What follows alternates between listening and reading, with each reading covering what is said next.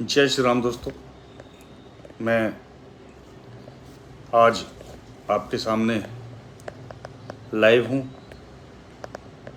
और इसका एक रीज़न है कि डेली मैं पिछले एक हफ्ते से अखबारों को पढ़ रहा हूँ और अखबारों के अंदर डेली लव जिहाद की कहानियाँ, रोज़ किस्से, रोज़ मर्डर हो रहे हैं, लड़कियों के तलाक हो रहे हैं, हिंदुओं की लड़कियों के साथ अत्याचार। बड़ा अंदर से दुख होता है कि बच्चे सबके यहाँ हैं और कब बच्चा थोड़ा सा माहौल के साथ या समय के साथ भटक जाए तो क्या करना चाहिए। मैं उसी चीज़ को लेके आपके सामने आया हूँ। इसको चाहे हम लव जिहाद कह दें। ये किस्सा उत्तर प्रदेश का है जो मैं आपको एक कहानी छोटी सुना रहा हूँ और मैं आप सबसे अनुरोध करूँगा कि आप सब इसको सुनने के बाद अपने बच्चों से ज़रूर डिस्कस करें, उनकी नॉलेज में डालें। जहाँ तक बच्चा अगर कहीं थोड़ा बहुत भी इधर उधर भटकता है तो उसको आप समझा सकते हैं इस कहानी के माध्यम से। ये कहानी ओरिजिनल कहानी है, सत्य कथा के ऊपर आधारित है और मैं इस कहानी को करीब 2 साल से जानता हूँ, लेकिन कई बार सोचता था इसके लिए कुछ बोला जाए लेकिन मैं बोलता नहीं था। लेकिन आज बहुत ज़्यादा मजबूर होके मैं इस कहानी को आपके सामने रख रहा हूँ। ये उत्तर प्रदेश का किस्सा है।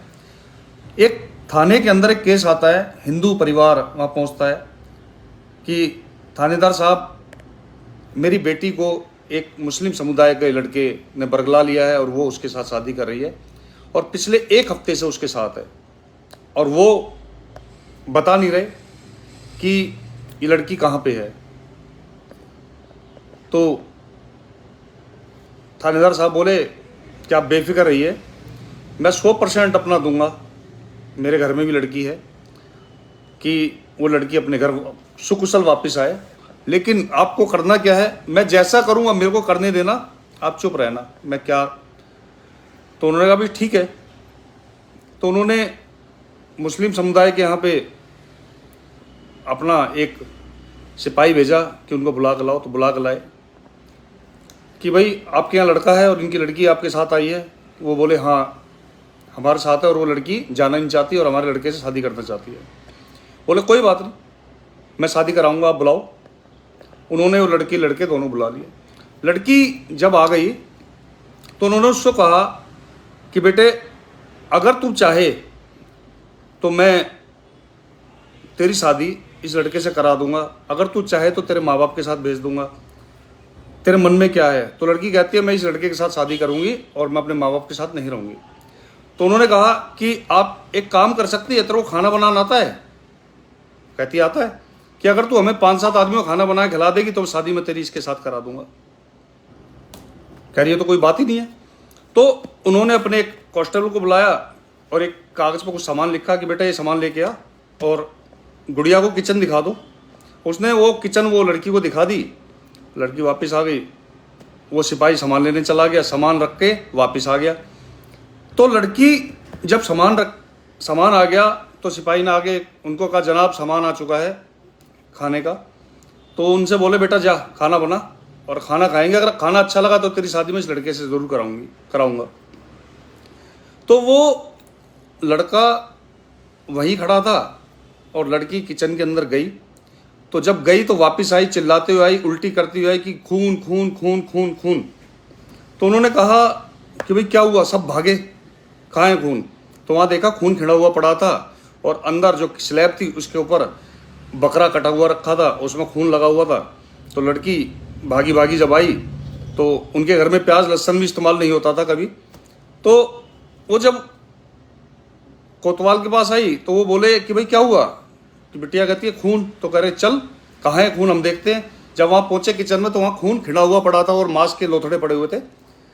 तो उन्होंने कहा कि जिससे तू शादी करने जा रही है ये लड़का कुरैशी है, इनके यहाँ बकरा कटता है, मुर्गा कटता है, बचपन से ट्रेनिंग दी जाती है इनको काटने की, और तू इस खून को देख के घबरा रही है।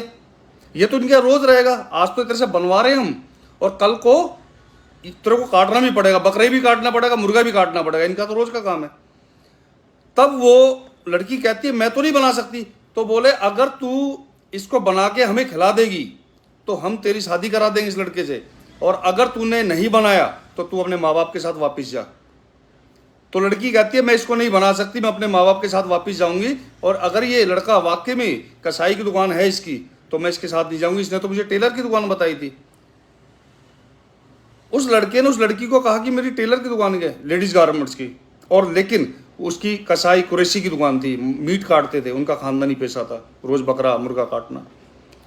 तो हिंदुओं की लड़की ऐसे फंस जाती है और हम बच्चे को दुत्कार देते हैं अगर वो किसी कारणवश चला जाता है तो। और वो लड़की ना इधर की रहती ना उधर की रहती, क्यों? उनके घर में जाती है तो वहां मुर्गा बकरा, क्योंकि जो खाता ही नहीं है बच्चा, वो कैसे काटेगा और कैसे उसको बनाएगा।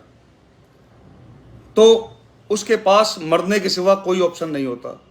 तो मैं हरेक से अनुरोध करूंगा, इस कहानी के माध्यम से बच्चों को जरूर समझाएं, बेटे जब हमारे घर में कुछ नहीं बनता तो उसके घर में तो बहुत कुछ बनता होगा, तो हमें ही बना के खिला दे, हम तेरी शादी करा देंगे। तो अगर मुकद्दर में हमारा बच्चा हमारे पास लिखा होगा तो हमारे पास वापस आएगा। और इस कहानी का सारा सारांश ये है कि अपने बच्चों को जागरूक करें, अपने पड़ोस को जागरूक करें, और अगर बच्चा थोड़ा बहुत भटकता है तो उसके लिए कम से कम उस पर प्रयास करें, मार पिटाई ना करें, कि वो प्यार से उस चीज़ को समझे कि मैं जिस घर में जा रही हूँ, जिस घर को छोड़ के जा रही हूँ, इनके यहाँ प्याज लहसुन आज नहीं बनता है, गिरता है, तो वहाँ तो नॉनवेज रोज बनेगा, तो नॉनवेज कैसे खाएंगे हम। तो उस कोतवाल ने उस लड़की को उसके माँ बाप के सुपुर्द करा और उस लड़के पे दफाएं डाल के उसको जेल में डाला। तो मैं ऐसे दिल्ली पुलिस, यूपी पुलिस और जितने भी सब प्रशासनिक लोग हैं मैं उनको सल्यूट करता हूँ जो मतलब जिहाद के ऊपर काम कर रहे हैं। और मैं आप सबसे फिर अनुरोध करूँगा कि आप सब मिलके इस कहानी से कुछ सीखें और इसके ऊपर अपने बच्चों को, पड़ोस के बच्चों को, सबको जागरूक करें, प्यार से उनको हैंडल करें। जय हिंद, जय भारत।